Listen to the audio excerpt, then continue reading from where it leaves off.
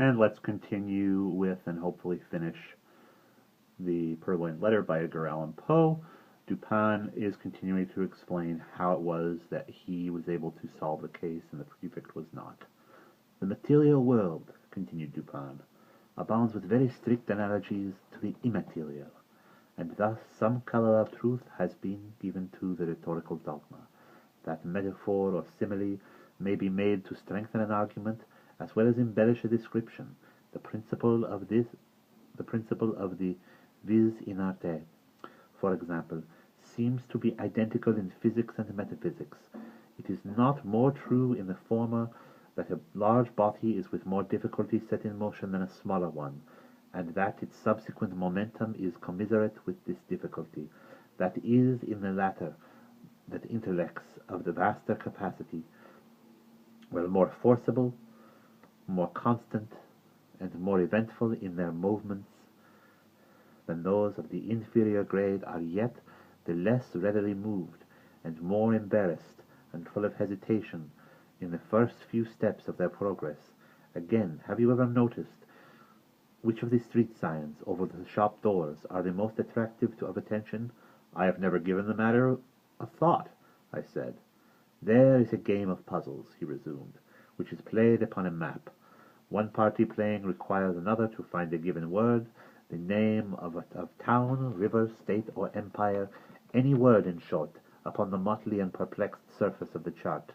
A novice in the game generally seeks to embarrass his opponents by giving them the most minutely lettered names, but the adept selects such words as stretch in large characters from one end of the chart to the other.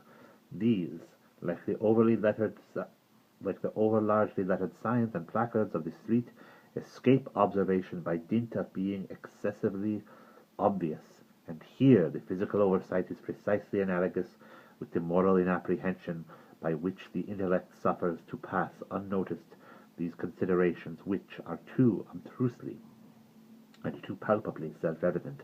But this is a point that appears somewhat above or beneath the understanding of the prefect.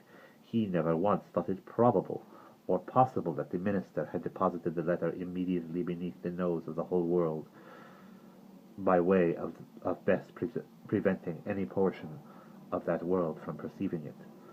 But the more I reflected upon the daring, dashing, and discriminating ingenuity of D, upon the fact that the document must always have been at hand if he intended to use it to good purpose, and upon the decisive evidence obtained by the prefect that it was not hidden within the limits of the dignitary's ordinary search, the more satisfied I became that to conceal this letter the minister had resorted to the comprehensive and sagacious export of not attempting to conceal it at all.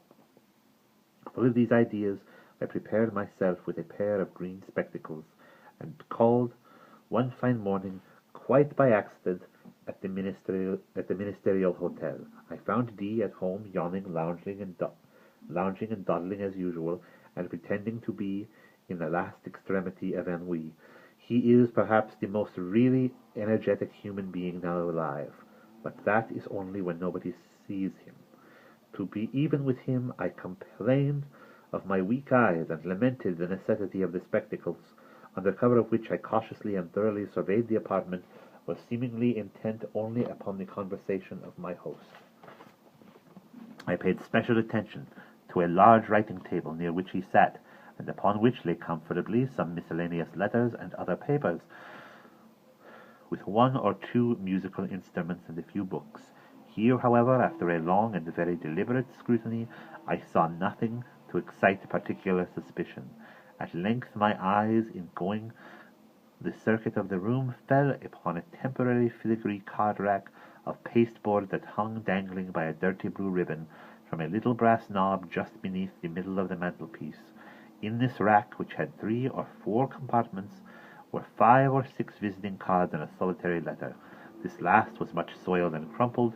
It was torn nearly in 2 across the middle, as if a design, in the first instance, to tear it entirely up was worthless, and had been altered or stayed.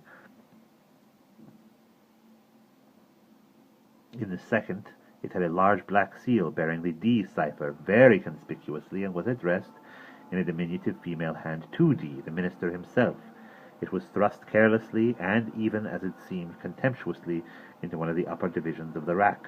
No sooner had I glanced at this letter than I concluded it to be that of which I was in search.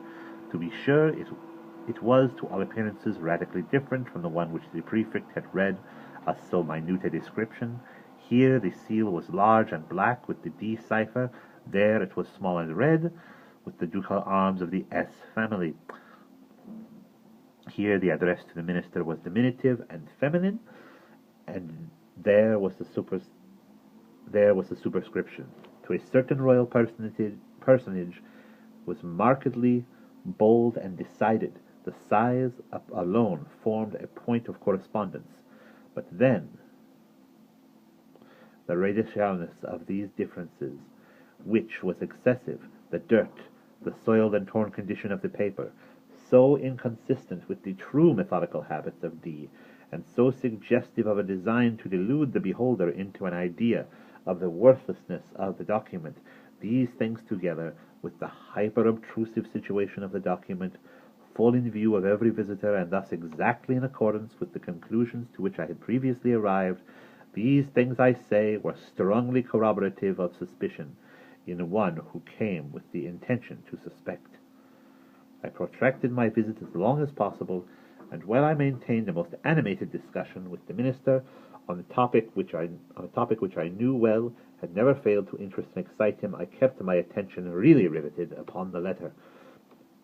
In this examination I committed to memory its external appearance and the arrangement in the rack, and also fell at length upon a discovery which set at rest whatever trivial doubt I might have entertained. In scrutinizing the edges of the paper, I observed them to be more chafed than seemed necessary.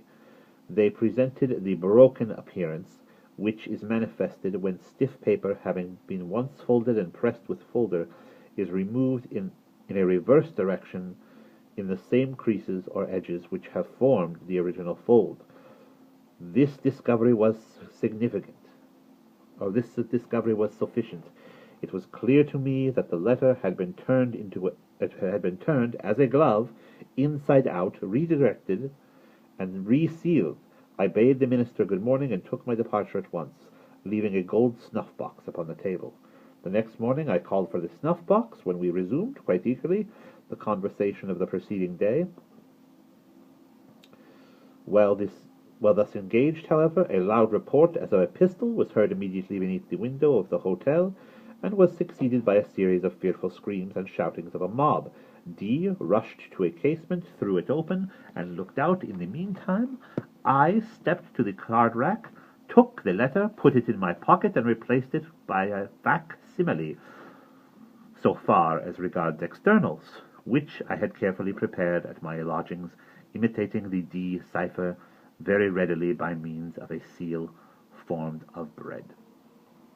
The disturbance in the street had been occasioned by a frantic behavior of a man with a musket. He had fired it among a crowd of women and children. It proved, however, to have been without ball, and the fellow was suffered to go his way as a lunatic or a drunkard. When he had gone, D came from the window, whither I had followed him immediately upon securing the object in view. Soon afterwards I bade him farewell. The pretended lunatic was a man in my own pay. "But what purpose had you," I asked, "in replacing the letter by a facsimile? Would it not have been better, at the first visit, to have seized it openly and departed?" "D," replied Dupin, "is a desperate man, and a man of nerve. His hotel, too, is not without attendants devoted to his interests. Had I made the attempt you suggest, I might never have left the ministerial presence alive. The good people of Paris might have heard of me no more. But I had an object apart from these considerations. You know my political prepossessions. In this matter, I act as a partisan of the lady concerned. For 18 months the minister had had her in his power. She has now him in hers, since, being unaware that the letter is not in his possession,